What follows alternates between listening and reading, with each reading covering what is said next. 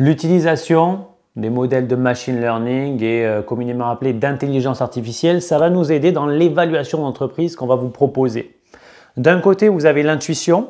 L'intuition, c'est ce qui va vous faire rentrer en contact avec le vendeur. Vous avez envie d'acheter, des liens qui se créent, vous le sentez bien, il vous sent bien. Ça, c'est le côté intuition.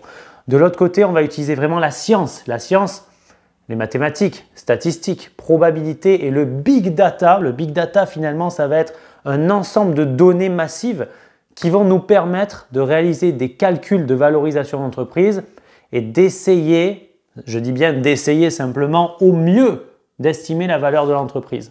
Comment ça marche le big data, le machine learning, l'intelligence artificielle? Eh bien, ça marche sur des modèles statistiques qui vont tenter de minimiser les erreurs. Alors, qu'est-ce que ça veut dire minimiser les erreurs?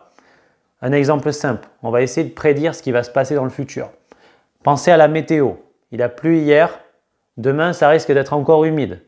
Avec les données observées dans le passé, on essaye de prédire éventuellement le lendemain, le futur court terme. Voilà.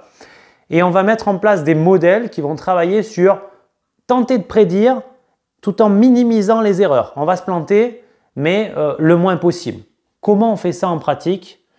Tant dans l'évaluation d'entreprise que dans plein d'autres domaines. En pratique, on entraîne nos modèles sur des données qui sont déjà passées, déjà réalisées et qu'on va pouvoir, dont on a déjà la réponse. Par exemple, on va entraîner le modèle sur la semaine dernière et on va tenter de prédire 2-3 jours après la semaine dernière. Donc quelque chose dont on connaît déjà la réponse. Et on va entraîner nos modèles, nos algorithmes de plein de façons différentes et on va tenter de garder celui qui fait le moins d'erreurs, celui qui se plante le moins possible pour essayer de prédire le futur de l'entreprise et donc vous donner une valorisation basée, on va dire, sur la science et la plus objective possible.